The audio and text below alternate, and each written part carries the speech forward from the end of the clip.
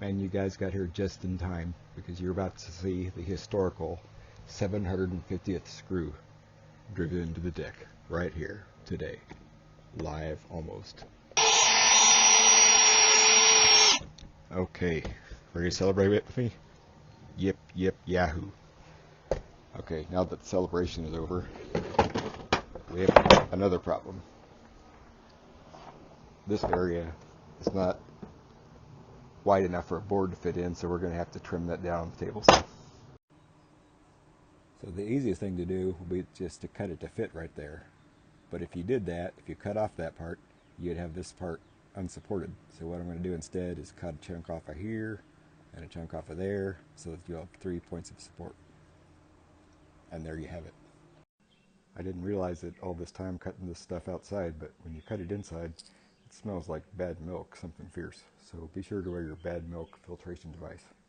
This is a nice little two-piece system where you have a bit holder and bit, and this has a magnet ring on the end of it. So you snap it on there, and then your bits become magnetized like that. So then when you're drilling or driving, you can hold here so your hands won't blister, or your fingers won't blister as if you held here. I seem to have mislocated my compass, so I fabricated this piece of wood with a loose screw here so I can adjust the angle to transfer that over to the wood and then cut it at the correct angle.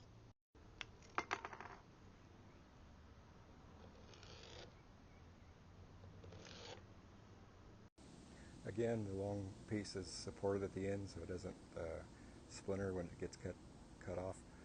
And I've darkened the line here to make it easier to see.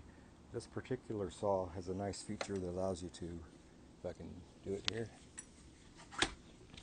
open this up so that you can get a really wide range up to 70 degrees, which is pretty nice. For some reason that came out rather raggedy. Maybe I didn't have enough support on it.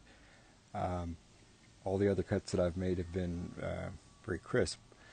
However, since this is going to slide under the other piece like that and not show, we're still in good shape. And the piece of scrap that I just cut off can be used for marking the angle accurately on all the other boards that need to go along there. And just when I think I'm cruising along and knock this thing out, then I come into some weird old angle like this. And I could just cut a piece there and a piece there, but we're better than that, so we'll see what we can do. Okay, so I skinnified that board, and it really does smell like bad milk, just saying. Fortunately, the siding has some give to it, so it'll be a little more forgiving for us. So I just aligned that up, measured it off, and marked off the part that's going to be the waste to cut out. I have a pretty fat blade on my jigsaw that doesn't like to do sharp corners, so I'm just going to make several relief cuts so that I can then cut this way and just take my time with it. So now I have room to turn here, and I can start going like this and back straight across that way. So there's that, and there's that. Now that it's cut out, we'll just pop that dude into position. That looks pretty good. Better fit, I cut it about 9 times. Oops, we can always edit that out later. There we go. This is the way our forefathers did it, you know, out in the wilderness, pretty much. So now all of the main layer of the deck is done, and I got to do these funky shaped pieces up here tomorrow. You've probably heard the saying about 90% of the work is 10%, or how does that go? I don't know.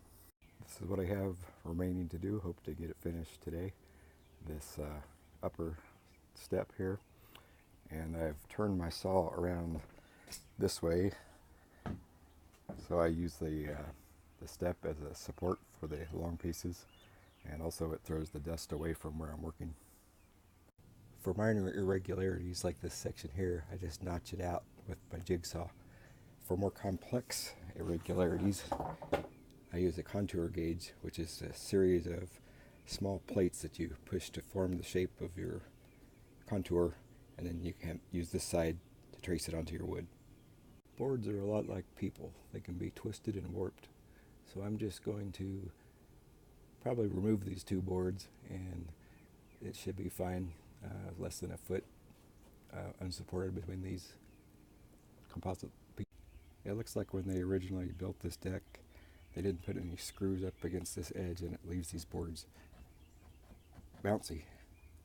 So we want to have a firm foundation, so I'm going to put screws in it like I've started here. You can see there's a sizable gap here where they had irregularities with the first deck that was there, where the boards don't extend as far. However, when we cut the new boards to fit, they will cover that up, so that won't be a problem. But we do need to make this board a little lower because we want it to be even or slightly lower than this level, so it's not a trip hazard. Since I will have a board ending right here, I think I will go ahead and put some reinforcement in there, and then another layer on top of that. And to remove this little shim, I'm just going to use a standard old school saw. Since this piece of scrap wood also has an unsightly gouge right in the middle of it, what I'm going to do is put him to use to reinforce this area in here. And again, I'll cut off those shims with an old school saw. With those shims now cut off, I can put a board right there for extra support for the board that goes on top of it. As far as the angle goes, I just don't think that could be improved on, so I'm going to go ahead and just put a couple screws in that board and use that as the standard for the rest of the boards. Another thing I found out is that this side of the board has printing on it, so you don't want that to be your visible edge. And the dogs seem to feel fairly strongly about that. I trimmed off the bottom of this board because, you know, I'm good to my word.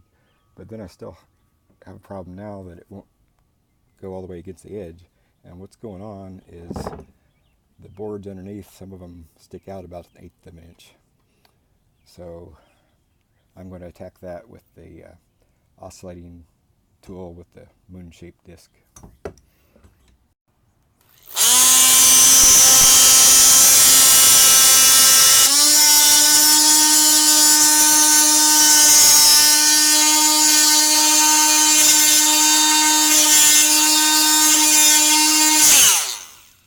I lost my protractor thing, and then I lost my improvised protractor thing made from particle board. So here is improvised thing version 2.0. I think it'll work quite well. Made from 2 hacksaw blades. It already has a hole there, and just put a nut and bolt on it. Tighten it snugly so it'll stay to the angle you want it. And then just put your line there. I only have that much more to go, but it's already starting to rain and thunder, and the sky does not look good.